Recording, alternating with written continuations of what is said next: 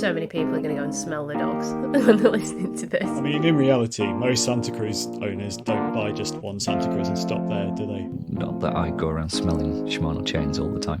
It might be 200 grams. It's the weight of a wet shoe. You said field of wheat, not field of weed, right? I don't think they do much of that up there. Hello, Singletrack listeners. Mark here. You join us for another Singletrack podcast. This week, I am joined by Chips. Hello. And Amanda. Hello. And we have a guest this week. We have Anthony de Heveningham. He's one of our long-standing contributors. We were trying to work out how to describe him in the preamble to this podcast. He's an active trail advocate involved in a number of advocacy projects around the country. Is that right, Anthony? Yeah, started off with a trail association down in Bristol and now trying to get one up and running for our local area of Calderdale. So, yeah. Brilliant stuff. So he's going to join us this week to talk about some of the issues and talking points that we've all come armed with. The first thing I'm going to bring up is we are in the middle of redesigning the printed mag that's coming out in December. Isn't that right, Amanda? We are, yes. How's that going? It's going well. At this stage, if you asked me 2 weeks ago, I might not have been so positive. I probably wouldn't have been here. I certainly wouldn't have been positive. But yeah, change is good. Change is good. Chips, you've been involved in this, obviously, because you're our editor at large when it comes to the print magazine. So what's your thoughts on the redesign so far?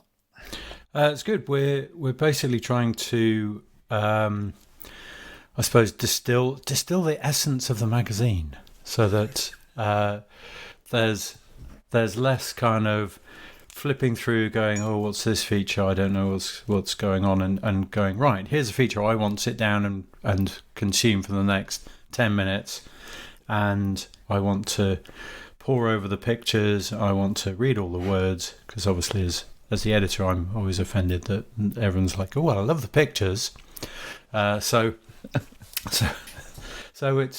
it's a case just in terms of content and sort of presentation of trying to distill the magazine down so that it's I don't know, we've turned all the colours up, not literally because that would be bad, and we've just kind of made it so that it's more single track. Well, that's brilliant. Isn't Essence all about how it smells as well? I mean, we have to point out, actually, it's not just a design upgrade, is it, Amanda? We've actually upgraded something else. We have, but I don't feel I can comment on it yet because I've not had it in my hand yet. We're talking about the paper, right? We are talking about the paper. Yeah. So we've held a blank white sheet copy of what the new paper will be and managed to be excited about that. So with print on it, I'm sure it'll be amazing. Yeah. We're all excited about it, and we've been, Singletrack's been doing this for 22 years, knocking out print, and it's always really, really exciting when any issue comes out. We're always kind of really excited when it lands on the doorstep and everyone rushes and starts flicking through it and smelling it. I'm interested to know what the new paper's going to smell like. That's going to be the first thing I do. Yeah, open it to the centre and stick my face into it. The readers miss out on the decision-making parts of you running around the office going, close your eyes and smell that. Put your hand out. Charlie's really, really keen that we should investigate smell-o-vision. I mean, Chips, do you remember Warner's once offered us that service, didn't they? They did, but they could only do a limited number of smells. They could do, strawberry or and basically anything where someone has synthesized the smell so much that it was, available by the tanker load. Yes. It was for the cover, wasn't it? And by the way, Warner's is our printer, by the way, if no one gets that reference. But yeah, we kind of were saying to them, yeah, you've got about 100 smells there. Can you go and do something like WD-40 or something like that, or a smell of rubber? But those weren't on the menu. I don't remember. I'm not sure that would have been that appealing, really, would it? I've just actually written a column that will appear at some point about smells, just because smell is obviously the sort of strongest trigger sense that we have, and there are some things that whisk me right back to where I was 30 years ago or something, like opening cardboard boxes with bike components in. They have a particular smell to them. Shimano chains. Yes. They have a unique smell, I find. Not that I go around smelling Shimano chains all the time. Anthony, if there was one smell that you could make our magazine smell of, what do you think would be the most appropriate smell? Well, I'm pretty sure pine fresh has got to be, that lovely sort of pine needle thing. That's got to be a commercially available smell, given its ubiquity in the hygiene industry. Yeah, that plus a nice picture would be nice, as long as it wasn't too lavatorial. That's the thing. It's a fine line between alpine fresh vistas and cleaning the loo. I don't agree. Sorry. I think out on the trails and on your bike, you've got all these outdoorsy smells, but the magazine is a baked goods, coffee, bubble bath smell. I like what? So, blueberry muffin. Yeah. We've had 2 dogs on the cover, and I did think at those times, No! wet dog. Wet dog smell. No, puppy's paws. I bet popcorn's a popular one, and that's what puppy's paws smell like. Really? So many people are going to go and smell the dogs when they're listening to this. Paw, give us a paw. Right. Well, at this juncture, I'm going to do that thing we do on podcasts, which is going to just break for a moment just to tell you about a bit of promotion that is important to us. This week, Charlie, who's not here, Charlie might be on the podcast next week, so he can probably do this more justice. But I've got Charlie's notes here. Charlie's got a new membership offer. And he says, join us now and beat the price increase, because at the end of this month, the prices of Singletrack Magazine memberships are actually going up. But if you get in now, you'll lock in your price for the next 12 months at the existing price. So join us now, beat the price increase. And if you use this code, FreeBell04, that's FreeBell04, when you join us as a print or digital member, we will send you the rather amazing Timber Bell. We are massive fans of this bell, as it can be locked off or turned on. This small cowbell will gently alert other trail users as you approach. Whilst this is great for trail harmony, it is also brilliant at keeping the trail clear and your speed up. The Timber Bell is worth £27.99, and it's free with an annual print membership at £39, but also the digital membership at only £20. Yes, £20 gets you a year of digital membership and a £27.99 bell. Simply use the special offer code FREEBELL04 at checkout. And then he's got brackets, so T's and C's cannot be used in conjunction with any other offers and that sort of stuff. So there we go. That's the promo for this week. Get in there. And if you the other really important thing is there's another cutoff date of the 25th of November. That is the date that we process all of the live subscriptions and send them through to our mailing house. So that means that if you join us after the 25th, you're not going to get the next issue. And the next issue is well worth getting, because, Chips, it's not just a magazine, this issue, is it? There's something else with it.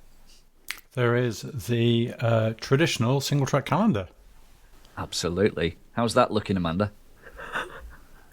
You can't see the panic. Just don't remind me now that I need to make the calendar. You haven't forgotten it, have you? No, definitely not. We've done the important bit, which is making sure all the photos are brilliant, which I did with Ross. Ross has input. The calendar in the bag, definitely already finished that. I think the most important point of creating one of these calendars that you hang on the wall is to make sure that the hole goes in the right place. Isn't that right, Chips? Yes. Another British mountain bike magazine did famously come out with the whole of their calendar, sheet-based calendar, on the wrong side, so that you could hang it up, but you couldn't actually open it. It sounds like the sort of thing that we would have probably done, but we've managed to avoid doing that over the years, haven't we? We've just done other things. We probably haven't got time to go into all of them now, but yes, there have been I think that's a good podcast episode. That we'll go through all the mistakes that we've made. Oh yes, It'll be a very long podcast. Yeah, we could have special guests. We could have props. We could have people with upset with our mistakes. Yeah. Right, we'll park that idea. Right. What I want to do now is I want to bring in Anthony. We're going to jump to Anthony now because in my notes here, and this made Anthony giggle, I've got latest shenanigans from the Scottish Access Forum conference. Is that what was it? The Scottish Mountain Bike Conference. So it's a bit more.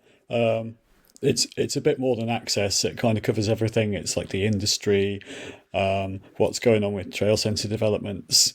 What's going on with all sorts of really exciting initiatives in Scotland. And it's every 2 years, and I'm always really excited to go because they're just crushing it in terms of what they're doing for mountain biking up there.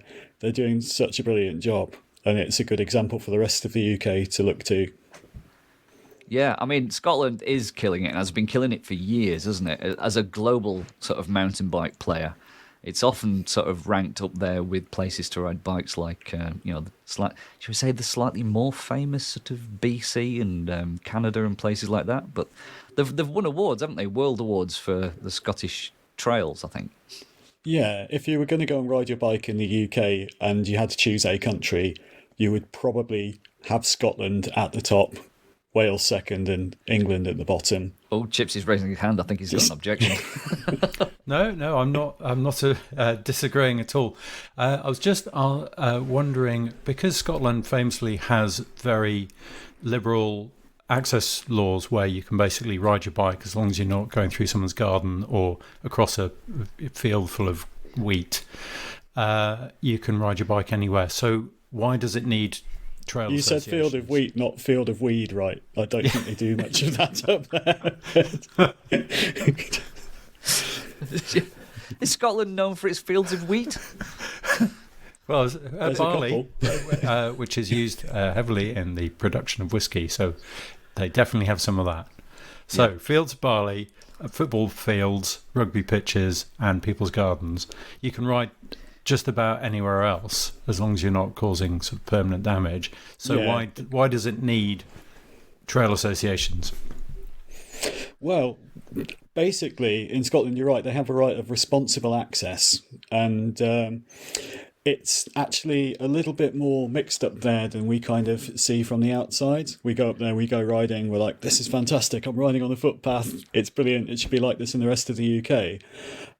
But in the context of riders building trails, which there's been quite a boom in recent years, it's created a bit of an issue, because what happens is rider builds trail, other riders start riding trail, it gets on Trailforks, Strava, whatever, and then for a landowner to then come along and close that trail and stop people riding on it is quite difficult under the Scottish Outdoor Access Code. Putting up fences around land is something that you do in very specific, limited circumstances, and it draws a lot of criticism because they're rightly proud of the right to access up there. So instead, what they're trying to do is work with riders to develop trails in the right place and sort of go, there's a time and a place for gnarly hand-cut stuff, and there needs to be a broader offering in this part of the country to put more stuff in for beginners. And really a big focus of this conference was what they're doing up in Aberdeenshire at the moment, which has loads of fantastic natural riding, but what they've done over the past few years is teamed up with a local really proactive trail association, and as well as like local communities in Scotland own forests and things like that. It's a really cool setup, someone coming from England. And the showpiece is a new trail centre that they're currently developing in Aberdeenshire that they've got £1 million of investment for, and it's going to have loads and loads of really fun flowy trails for all levels, built in a kind of really attentive attention to detail sort of the style you'd expect from a rider built trail. So it's really exciting. They're doing some really amazing stuff up there. Cool. So is that all sort of I mean, you've spun that as a really positive thing, but it sort of came out of a sort of an issue, which is that if trails you can ride anywhere, people are starting to dig trails, and is that actually becoming an issue? Is it problematic? It's been a massive issue over the past few years. particularly over lockdown, but even before then, they were having problems with riders building trails in inappropriate places. They were building trails through forests where capercaillie are. There's like 500 breeding pairs of capercaillie in Scotland and things. They had riders building trails that exited onto roads and stuff like that with real sort of pressing safety issues. So yeah, it's an attempt to kind of get the riders on board and get some actual proactive management. I mean, part of the issue is Forest and Land Scotland have a massive landholding. They are the biggest landholder in Scotland. One stat that one of their staff mentioned was that more people visit the Scottish forest than visit the beach up there, which you can kind of, I totally buy that. And yeah, they are spread very, very thin. And it's just trying to get riders engaged with actually managing this stuff and making them realise that they can actually sort of benefit from doing it as well. It's not just a case of getting them to do all the dirty work. So, I mean, it's quite clear that Scotland is shall we say, a forward-looking kind of place when it comes to mountain biking and access. And by contrast, England, I was going to say the rest of the UK, but not include Wales, because Wales has actually made some changes and some improvements, I guess, to mountain bike access. But England is kind of not on that in the same ballpark, is it really? Do you think there's any chance of that kind of slightly more liberal attitude in Scotland leaking down south into the UK, into England? Well, I hope against hope that is what will happen gradually. Unfortunately, it seems like they're kind of responding to the explosion in trail building that's happened over lockdown by taking a bit of a harder line. And they've not really sort of come out and made a formal announcement. But for example, at the conference, we were asked to take part in a couple of workshops on trail development. And one of them asked us to consider a zero tolerance policy to new unauthorised trails. Basically, anything that looks like it's been built where someone stuck a spade in the ground, even if it's just like raking out a berm or something, it looks like going forward they'll be much more inclined to remove that sort of stuff rather than just monitoring it and tolerating it. Right. So not great news for us down here, for us as southerners. It's understandable in that there's been a lot of unauthorised trail development, and in some areas it's kind of becoming a real problem just in terms of managing this whole network that's sprung up. Some trail centres have way more unauthorised trail around them than there are actual miles of trail in the trail centre, and that creates quite a big management headache for a landowner. Like I say, they don't have that many staff on the ground, and they're also in quite an unusual position in that they are a Crown body, so they self-insure. So they don't have an insurer underwriting potential liability claims. That all comes out of their operating budget. So it's really interesting. What it's meant is that in terms of like the really kind of progressive sort of technical side of the sport, think downhill tracks, think like Revolution Bike Park, that sort of thing. It's all taking place on Forestry England, Natural Resources Wales, or Forest and Land Scotland land. So their exposure is massive, but they've got like really robust procedures in place to defend it. But one of the things they have to do is really think carefully about like letting riders have a free hand over where to build. So it does seem like they're taking a harder line. Interesting. So just to finish off before we move on to something else, you say this event, just remind me what it's called again, Anthony. The Scottish Mountain Bike Conference. The Scottish Mountain Bike Conference, right. So, Anthony, just to summarise, the Scottish Mountain Bike Conference happens every 2 years. Yeah. You've been to several? Been to two now. COVID kind of got in the way of the last one.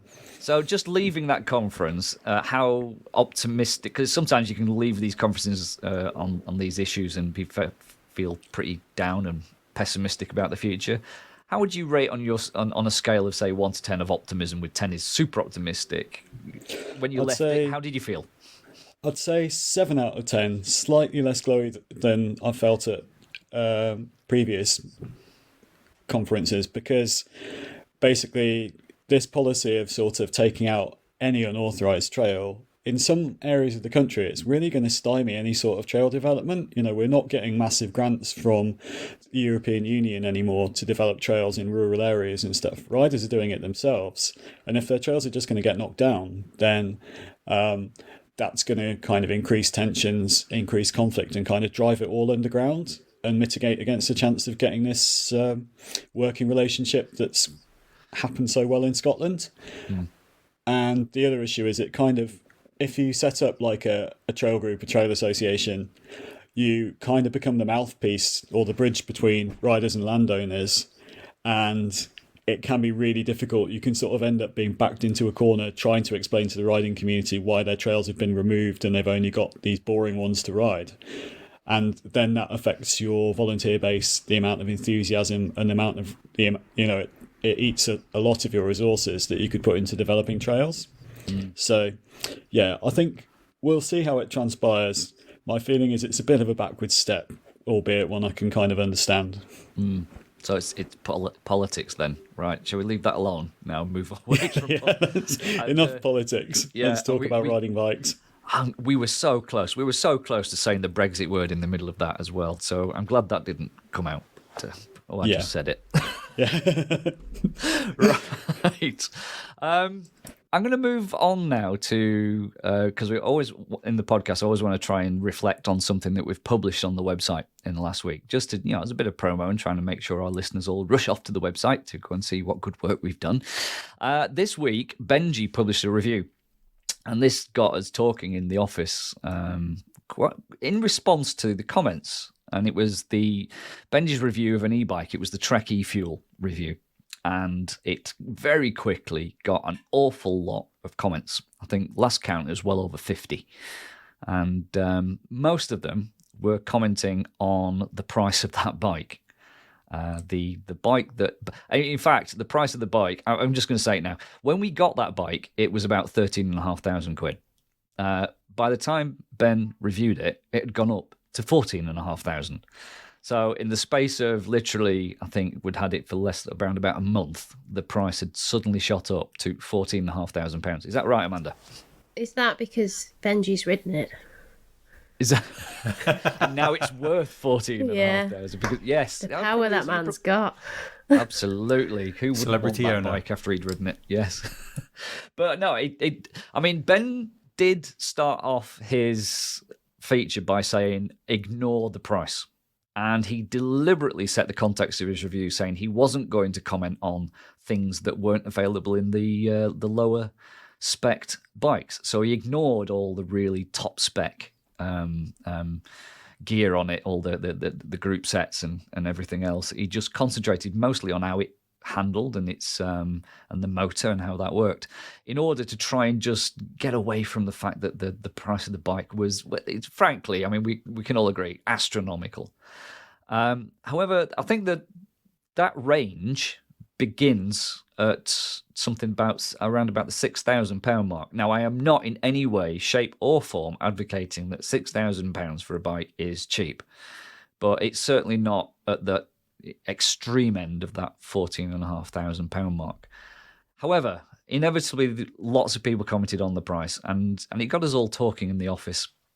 First of all, there's some in response to some of the feedback. I guess the listeners they probably detected a pattern with our reviews, and I think, Chips, you can answer this one, is that why do we get such massively expensive bikes? Because this model in particular, you've got to imagine that it's not going to be in the middle of the bell curve of where the sales are going to be. It's right at the extreme end. So why do we, as reviewers in a magazine, and it's not just us, it's other magazines, why do we get these really silly expensive bikes? Well, as someone pointed out in the comments, they said, Johnny Storm says, yeah, it's a daft price, but you aren't supposed to buy it. It's like an S-Works Levo, twice the price of a normal one, just to act as a halo and attract attention. One of the reasons we get such fancy bikes is quite often we get the first production bikes available, and the manufacturer will make those top-end bikes first, in the same way that car manufacturers will have their fully spec'd versions first, because it shows what is available. That those top end bikes are probably already ordered by their, diehard customers who want the latest bikes and they want the best bike, and so the manufacturer will have a stock of those bikes first of all, and those bikes will be used for promotions. They'll be used as flagship store bikes. They'll be used to send out to magazines. And the reason that we get the fancy bikes is because those bikes are the first ones generally made, and then the low rungs will sort of trickle out over the next few weeks and months. And quite often they're built in they'll be built perhaps in the factory rather than being built by a supplier who builds bikes. And we'll get them because the manufacturer wants us to have the best experience of that bike. They don't want us complaining about, oh, well, the tyres are a bit heavy, or it'd be nice if there was a carbon bar and not an aluminium bar. So we get the... No one complains about heavy tyres anymore, do they? We've all got our heads around that. Or OEM tyres made of soap, which we have had. If you pick a bike from the bottom end of the range, which we quite often do, if we can, then that's where compromises are made in the speccing of bikes. And as I think we've said before, it's a bit like speccing a bike at a lower range is mostly done on a spreadsheet. So if you want a more expensive rear derailleur, you have to have cheaper tyres, and there's this sort of balancing. Mark has the analogy of running our website as well, of driving a submarine, where you've got all these dials and things, and you turn one down so you can turn another one up. And it's only once you get sort of into the more expensive bikes that you're no longer constrained by the actual budget. You can be a bit more sort of creative in your spec. And so if you want the same frame to be more racy or more down country or what have you, you've got the freedom to do that because you're no longer limited to the price of tyres and derailleurs. You've got more of an open sort of budget and a freer palette. And so we get these bikes because those are the ones that are made first, and because they're the ones that show off the bike. But the comments in there, there's always, and I think it's totally understandable that the readers would make these comments, is that there is a perception, I guess, if we as the media were getting, for those reasons you've just outlined, these super expensive bikes, then there is a danger that the perception of mountain biking is that bikes are really crazy expensive and it's just getting ridiculous. Is that actually the case? Amanda, what do you reckon? I do think it's not just some bikes that are getting more expensive. All bikes are. But everything is getting more expensive. Yeah, I think all things are getting more I've expensive. not put too much thought into this. Well, yeah. I haven't put too much thought into this bike in particular, but on the why do we get the most expensive one, I see it as you can do a thorough review of the top spec and then say, so I did when I reviewed the Wilder, which is the Juliana's version of the Blur. It had full axis everything on it, and I reviewed it as it was and said, but you could make it more affordable by not having this and this. So we can do it two ways. We could get the base model and say, but it needs a longer dropper and the gearing's a bit cheesy and this and that. Or start at the top and say, you could sacrifice this and this, but I really think that this component's great.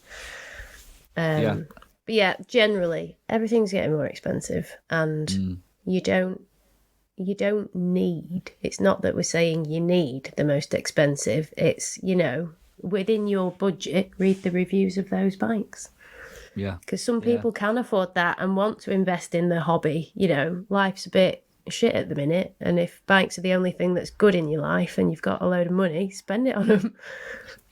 I'd just like to say I'm not one of those people. I've still just got my steel hardtail, but there are people out there that can afford to do it. And Yeah, I last year I tested the Specialized S-Works Levo, and it was, I think the retail on that was 13,500, and I rode that on some of my local trails, and I got stopped by somebody at a gate, and he said, "Oh, With a knife. with the knife." He was also a mountain biker. He was Okay. going the opposite way, but he said, "Oh, he recognised the bike," and he went, "Oh, are you from Singletrack? Are you testing that bike?" I said, "Yeah." He says, "Is that really 13,500?" I said, "Yeah, it is." I remember him saying, he said, "Would you have it?" And I just said, No, I wouldn't. I'd go all the way down. I'd have the mid range at 6,000. Yeah, it's kind of ridiculous. We're talking e-bikes here, so just a little context. And I said, I'd have the one that's half the price. It would be just as good for me, and I'd just, if I had 13,000, I'd get the one that's half the price, and then spend the rest of it taking it around the world on a holiday and riding it. But yeah, it's important for us as media, I think, to try and counter that narrative that bikes are ridiculously expensive, because we do have another one in the office at the moment, don't we, Amanda? We've got a Jamis in the office. Oh, yeah. You remember How much what is the that one? It's I think- £1,800. £1,800, full suspension, really looks really good. And There's a Vitus Escarp as well, which I've ridden the real base model one of. It was on sale for less than £1,000, and that was an amazing bike for the money. You could ride anything that you'd ride on a fancy bike on it, because it had really good tyres basically, and decent brakes and serviceable suspension. And I think that's the thing. People, as bikes have evolved, I guess, mountain bikes have evolved over the last 20, 30 years, the top end has got higher, but the entry level bikes have got so much better.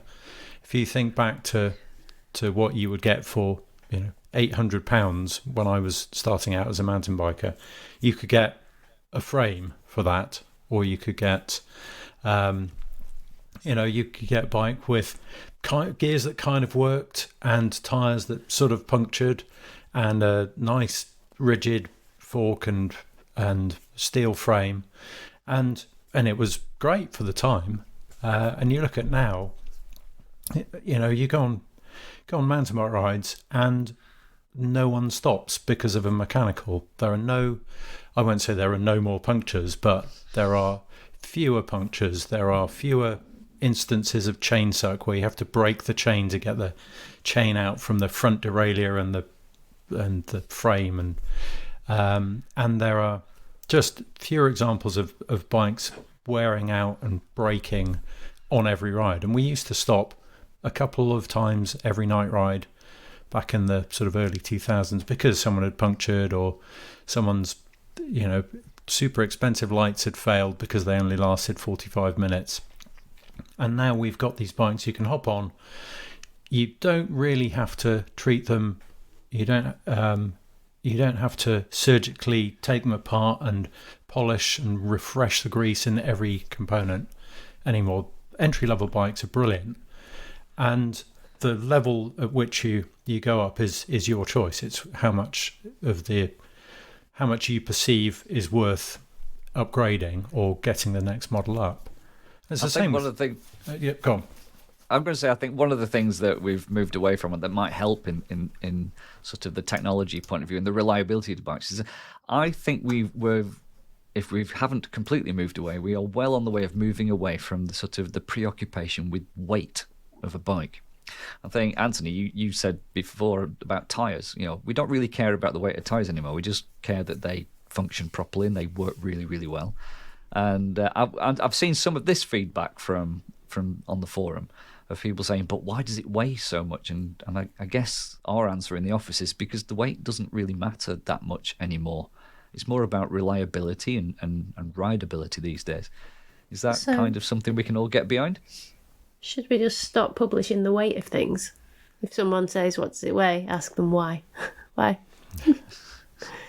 I don't know. It's an interesting one, isn't it? The whole weight of bikes. It's no longer that.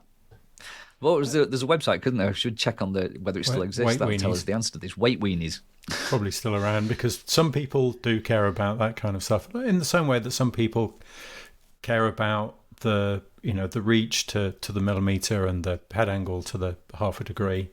And I'm sort of old school enough that weight was the thing when all our bikes weighed 30 pounds and they had no suspension, and now they weigh 30 pounds but they've got all the gears and they've got all the suspension, and you can actually ride them up and down a lot more terrain than you used to be able to the older bikes.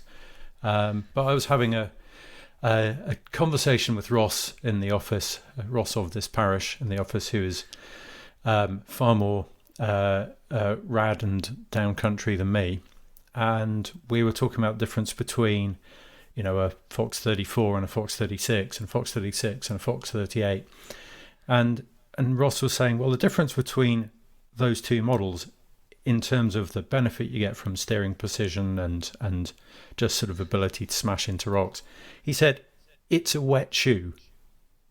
It's it might be 200 grams. It's the weight of a wet shoe. When did you last sort of stand yourself in your riding gear on the scales and think, have I pared myself and my riding gear down to the absolute minimum to be able to worry about the difference between an XT and an XTR pedal weight? Does that really matter?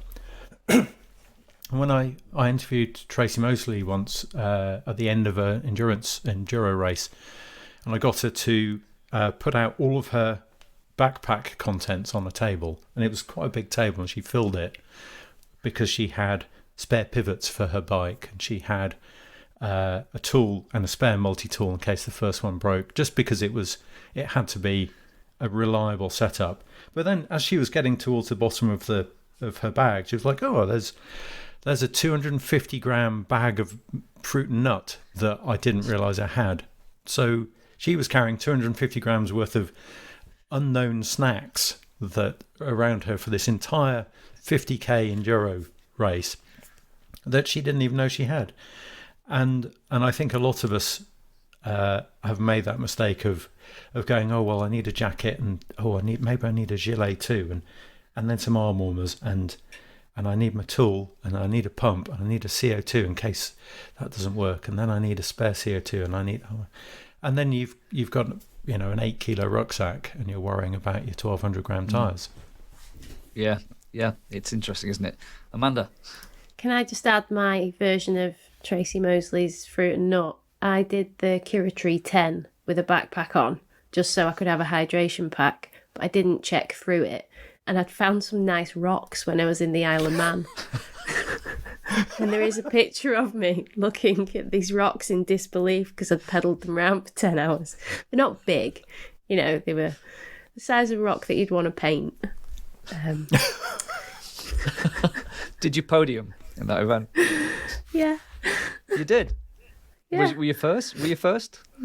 I can't remember what year this was. No, I think I was second this one.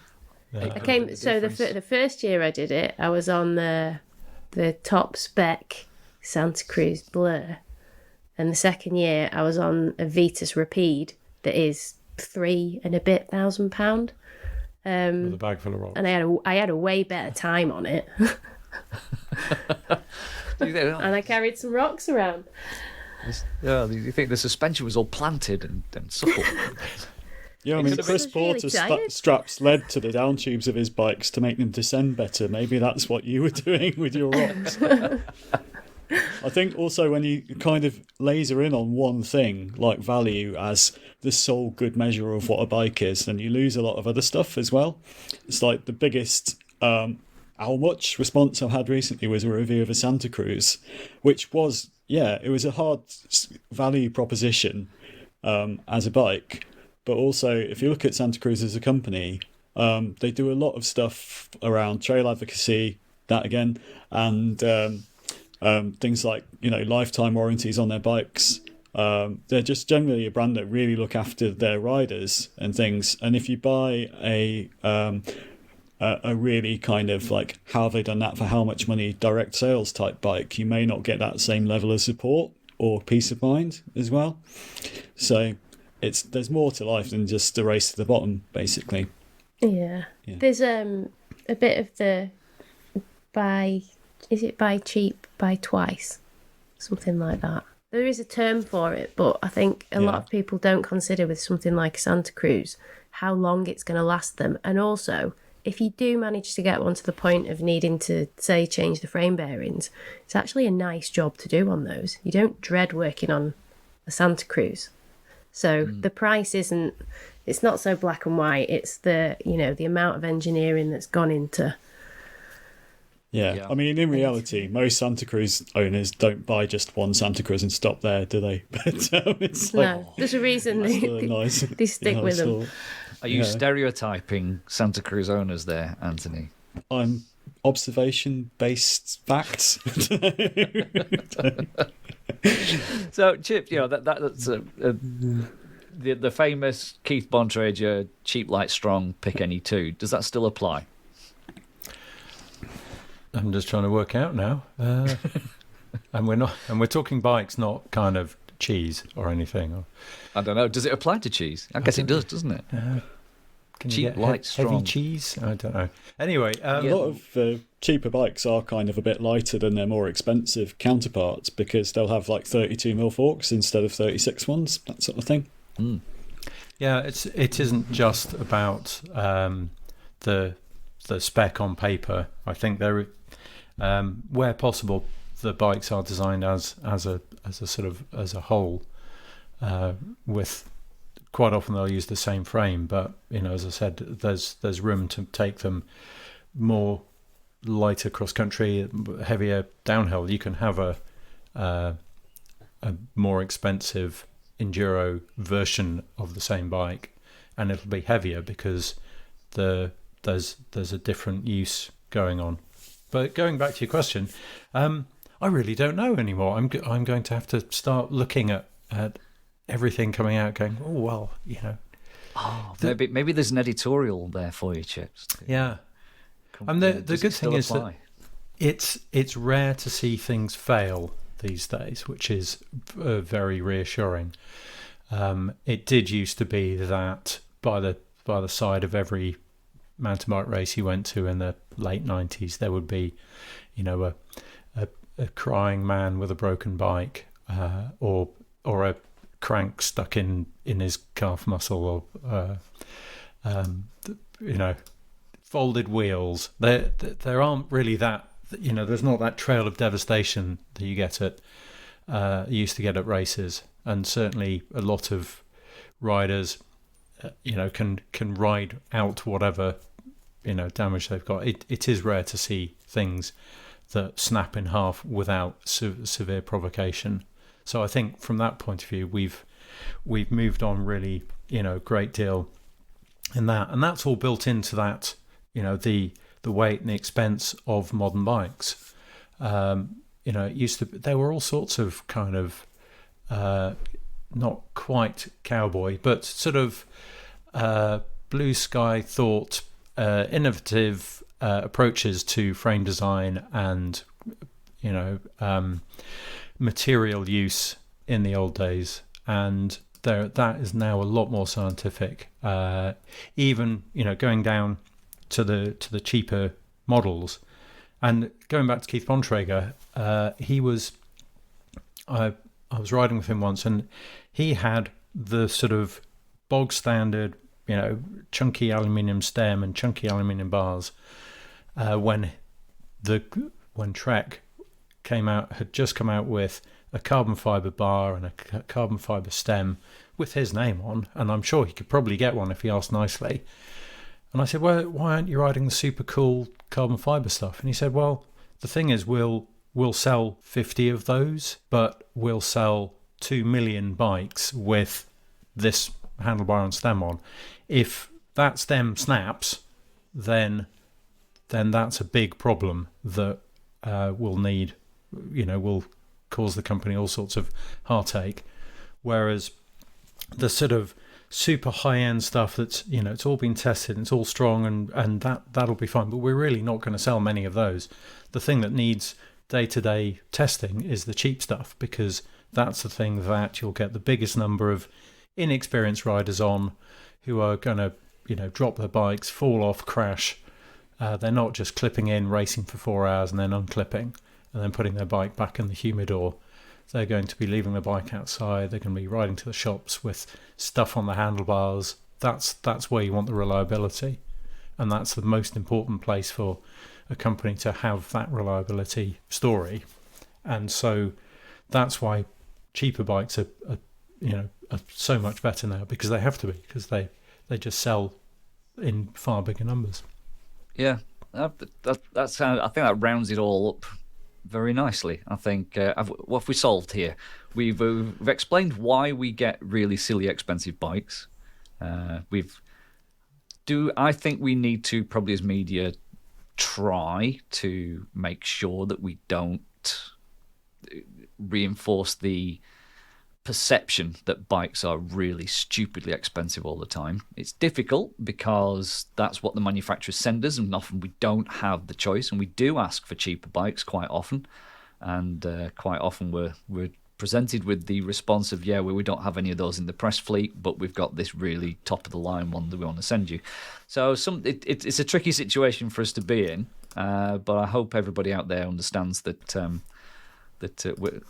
the silly expensive bikes are not always the ones that we seek. No, we suffer for our art, don't we? And quite often those expensive bikes, they will be built up quite often by the sort of manufacturers' mechanics in the marketing department to make sure they work perfectly. They get sent to us, we review them. That bike will then get recalled and go to another magazine. Quite often we send bikes between each other at the magazines, and then eventually it'll become either a flagship store demo bike or a roving demo fleet test bike. Whereas the cheaper bikes, the manufacturer's going to basically have to take one off sale, going to have to it was in the warehouse and it was due to be sent to a bike shop to be sold, and they'll have to take it back so that we can test the bottom end bike or the mid-range bike. Whereas we're keeping the affordable ones available for you. That's right. That's what I'm hearing. We're suffering. Oh, can you hear the sounds of violins? We're doing it for you, readers.